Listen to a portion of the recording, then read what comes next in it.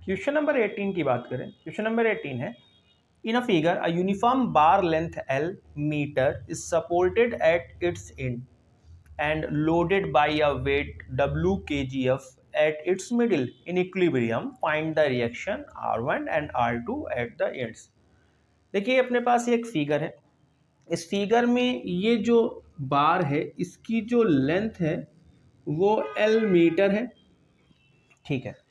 यहाँ पर एक रिएक्शन फोर्स R1 लिया गया है फर्स्ट इंड पर, इसके सेकंड इंड पर एक रिएक्शन फोर्स R2 लिया गया है और इसके मिड पॉइंट पर एक W kgf W kilogram force का एक वेट है जो कि सस्पेंड किया गया है। क्वेश्चन के अकॉर्डिंग आपसे पूछ रहा है in equilibrium find the reaction R1 और R2 एट द एंड्स।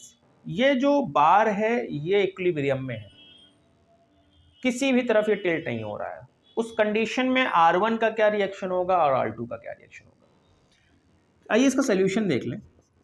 अच्छा, अगर आप बताएं, अगर ये बार इक्विलिब्रियम में ऊपर की तरफ दो फोर्स लग रहा है, नीचे की तरफ एक फोर्स लग रहा है और इन सब के बावजूद भी ये बार यूनिफॉर्म में है, ये बार इक्विलिब्रियम में है, तो इसका मतलब क्या है? इसका मतलब ये है कि जो ऊपर की तरफ के दोनों रिएक्शन फोर्स हैं वो नीचे की तरफ लगने वाले वेट के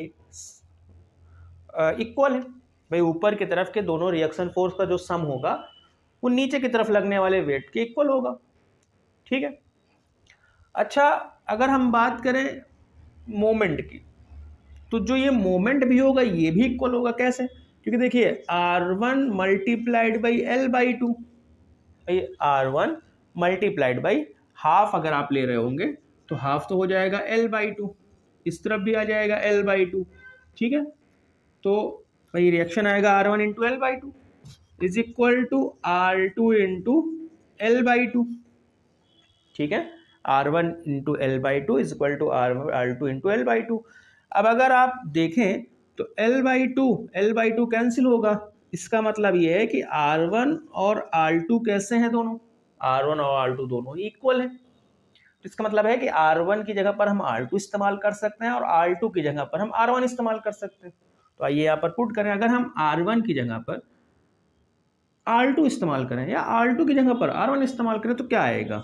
तो हमें पता है R1 प्लस R2 जो है वो W है, और अगर हम R2 की जगह पर R1 ही इस्तेमाल करें तो R1 plus R1 is equal to W, 2R1 is equal to W, और जो रिएक्शन फोर्स आएगा वो आएगा R1 is equal to W by 2।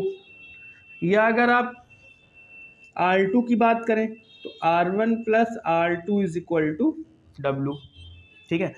और R2 की जगह पर हम R1 रख सकते हैं जो कि यहाँ पर हमने रखा। अब हम R1 की जगह पर R2 भी पुट कर सकते हैं, तो R2 plus R2 is equal to W, तो R2 is equal to 2R2 is equal to W और R2 is equal to W by 2।